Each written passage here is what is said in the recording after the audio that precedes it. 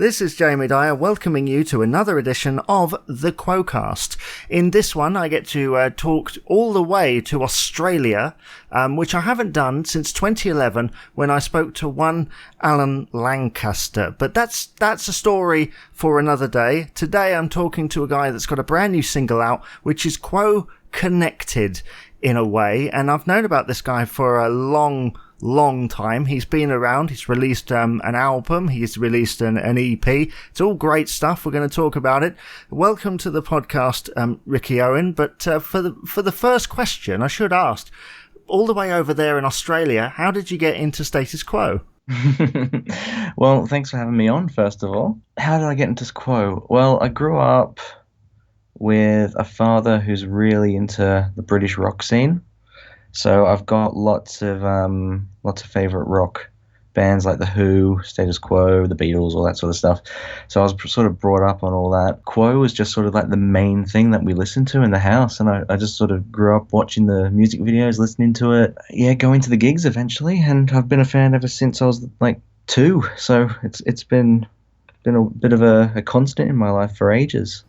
Yes, because they tour Australia occasionally, but they've not really done it that much, have they? No, not too often. I think the first gig I ever went to here was probably on the Heavy Traffic tour. That was maybe like 2002, 3, around then. I think I've gone to every tour since then. So it's been about maybe 5 or 6, I think. I can't remember really, but yeah, I've enjoyed it each time. It's great. Yes. Now, obviously, as we mentioned, you're a musician. You've been doing it for some time. Did they encourage you to pick up the guitar? Was it their music? Yeah, definitely. It was definitely Status Quo.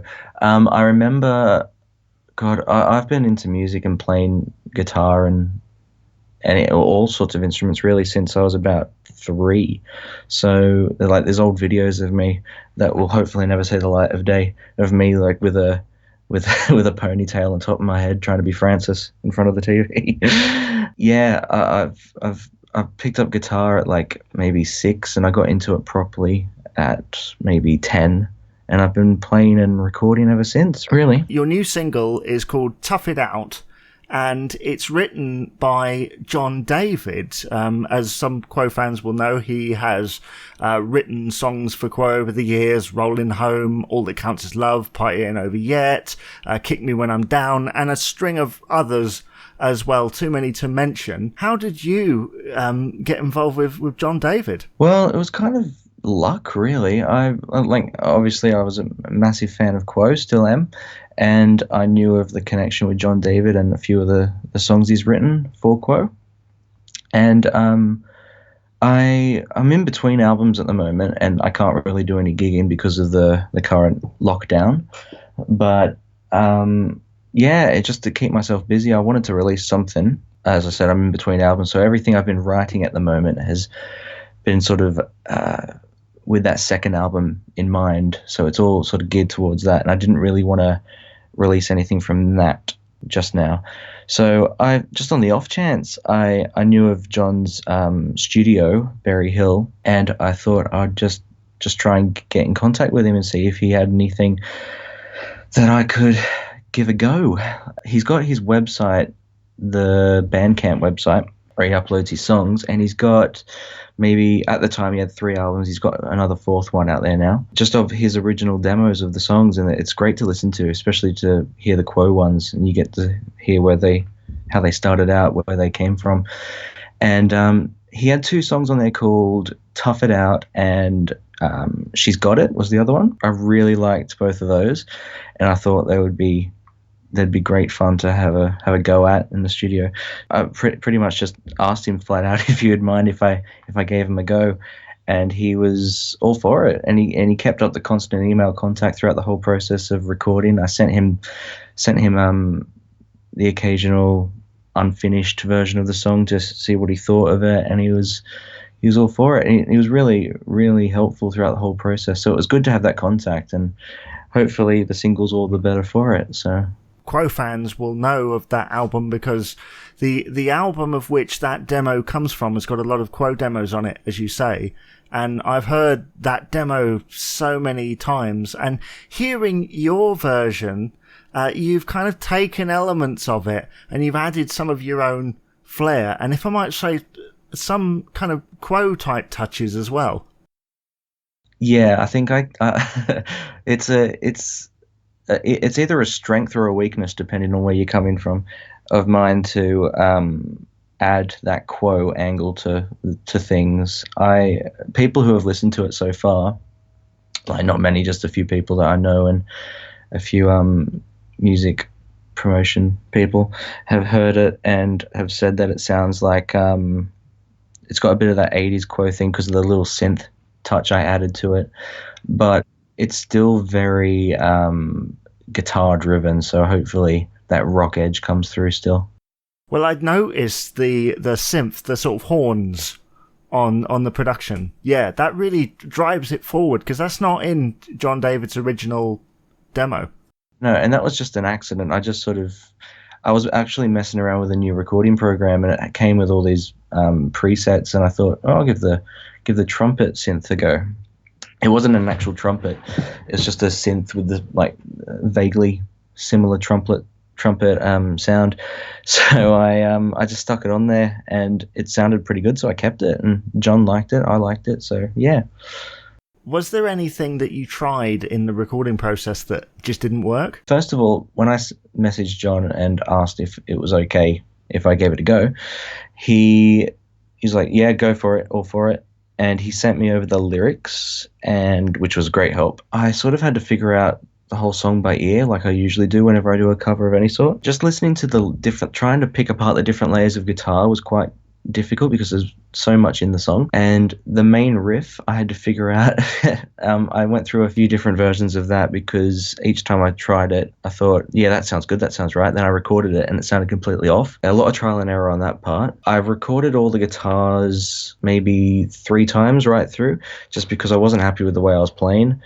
And it took 3 goes. So yeah. Also, the bass, I should mention, and as an example of John's help during this whole process, I recorded the whole song. It was all ready, all good to go, and it wasn't mixed. So I sent off a rough draft to John to have a quick listen to, and he emailed back with a few helpful suggestions that he had done in the original demo, just extending like a few bass notes in the chorus and stuff like that to give it more of a rolling, rocking feel.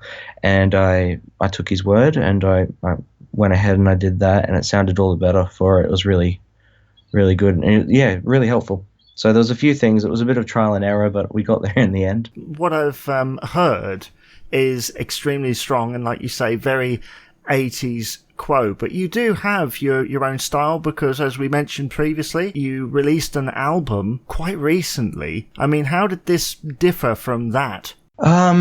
Yeah, it was a hugely different process for me. The album was my first proper professional release, and it's called My Favorite Reflection, and it's out pretty much everywhere online if you want to check it out. Yeah, that whole process, the main difference was the fact that I didn't write this new song, so I didn't have complete creative control over how it went, but I didn't really need that anyway, because the song was so great. I wanted to do it pretty much how John did it, just with my own little twist. My album, I guess the songs are a bit longer, a bit more, I'm not sure how to describe it, a bit more experimental with a Quo backing. It's very, Status Quo is sort of the backbone, no pun intended, of every sort of musical song or project that I work on, and then I just build it up from there with all these different influences. But yeah, I'd say the biggest difference was probably the fact that I didn't write the song. So yeah. That album, as you say, there are some very long songs on there. I mean, that must be quite hard to work everything out, certainly as you're just by yourself. Yeah, well, the one thing that I'm most proud about that first album, My Favorite Reflection, is that it is completely me. And I don't know if it sounds big-headed of me or anything, but I was really adamant on recording everything from start to finish of that album was all me, like writing it, recording it, producing it, eventually performing it. Yeah, it was a great process. The song The Hunter which is the first song. It's probably the longest on the album. I think it's just about nearly 8 minutes. There were so many different guitar tracks in that song that it's easy to get lost when recording that sort of stuff. So yeah, I did maybe 4 demos of that song beforehand, just of different keys, different techniques here and there. Yeah, so it took a lot of practice to get some of them down, so I didn't get lost in the end. It took a lot of practice, really. The Hunter is a great track, and for Quo fans, there is a lot of sort of Quo in there, isn't there? I mean, it's not a shuffle or anything like that, but it's certainly got those sort of jigs and reels that Francis loves so much. That's kind of the vibe I got from it. Yeah, definitely, especially that outro. It's got a lot of the sort of English folk influence there, I guess, with that little outro jig. Little Lies is probably the most Quo sounding track on there, just because of that. It's probably the shortest track on the album as well. I think it's about 2.5 minutes. Yes, it's 2 minutes 45 seconds. I've got it in front of me. Great single material. Of course, you did an EP before that had earlier versions of some of the tracks. Was that a creative decision? I did the EP. I always wanted to put out the album, and that was the end goal. I was working towards putting the album out eventually. And I sort of just felt like taking what I'd recorded so far and just putting that out there as a bit of a teaser, really, more than anything, just to sort of show people, hey, this is what I'm working on. If you like this, you can expect more of this in a more finished product. You know what I mean? The EP was very unfinished in a way, but it was meant as a bit of a teaser, just to show people what was to come. That's your album, which is called My Favourite Reflection, and your EP, which is Where Do You Go to Pretend? Both great. I do recommend them. Just before I let you go, I need to, this is the Quo-Cast. I'm going to need to talk to you a little bit about your likes in the Quo camp. I mean, which album do you sort of go to the most? I don't like asking which is your favourite, because everyone always says, well, no, they've all got something. But which one do you find yourself kind of gravitating towards more? Honestly, it changes all the time. Lately, I've been listening to a lot of Just Supposing. I've been listening to that album a lot. I don't know why I've gravitated to that lately, but usually I honestly enjoy every single period Quo I've been through, especially I really like I know it's not as favorable among the hardcore fan base, but I really like the 80s stuff, the 90s stuff. It's all great to me. But my favorite would probably at the moment would have to be Blue for You. I think the production on that and the songs are just 10 out of 10, I think. Kind of bluesy in places and really kind of raw. I mean, your kind of style is kind of a mixture of the two, isn't it? Kind of part raw, part polished. Definitely. I try and get it as raw. Like, I don't try and get everything, especially with singing. I don't try and get everything as perfect as it can be. I don't use auto-tune. I don't use any of that sort of stuff. I like that 70s rawness, especially in those early Quo albums, like Dog of Two Head and all that, where everything was really basically live. It was just like played in the studio, and yep, no overdubs, let's send that out. that's how it is. And I really like that sort of rawness, so I try and do that, and I combine it with what would be acceptable in the modern music industry, I guess, because if you do that today, people would be like, it sounds unfinished. But yeah, everything's so polished these days, you have to sort of do a bit of it, I guess. Well, in the Quo camp, you started to see that sort of in the mid-80s when they came back. There was a lot more overdubs, a lot more synthesizer, and a few extra kind of replacements and other bits and pieces. But as you say, that also has its merits. Yeah, and listening to like for someone who loves Quo, like us, and I guess everyone listening, something and me as a recording artist as well, listening to and watching something like John Eden's Rockin' All Over the World YouTube channel. He's got all the behind the scenes videos of the remix and stuff. It's just the amount of tracks that went into those songs, especially songs that aren't as loved in the fan base, like Baby Boy. It had so many different layers to it. It's just amazing to see what actually goes into the songs. I know what you mean. That really put forward just how many layers and stuff. But as a producer, like, how many layers is too many? I'm not sure. I was actually also speaking to, I can't remember who it was exactly, but someone who worked with Quo recently on I want to say the Backbone album, but it could have been the Quid Pro Quo album. I'm not sure. I can't remember. It was a while ago I was talking. And he was talking about how Francis in his studio had just upgraded.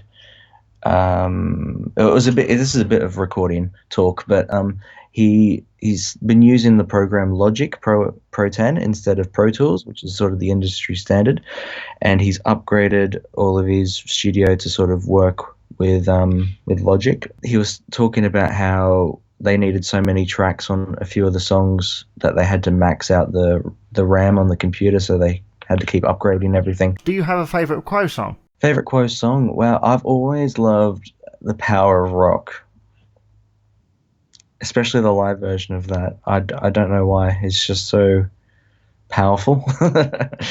If I had to choose probably an all-time favorite, maybe Lonely Man. I really like that one. Yes, and you did a cover of that a couple of years back, didn't you? Yes. Yeah, I did. And I'm actually, today, it's only, like we were talking before, it's late over where you are, but it's quite early here. I'm going to probably work on a new Quo cover, maybe. So I've got to pick a song. Yes, well, I'm sure everybody will be looking forward to seeing that pop up in their YouTube feed. Ricky Owen, Tough It Out is available right now. If people want to find out more information, they can go to facebook.com/Ricky Owen Official. That's Ricky Owen Official. You can also search you up on YouTube, and the song as well as the album and the EP are all available from your favourite music distributors. Hopefully I've got everything in there. I've been practicing that. Yes. Thank you very much for joining us today, Ricky, and all the best for the single. No problem. Thank you.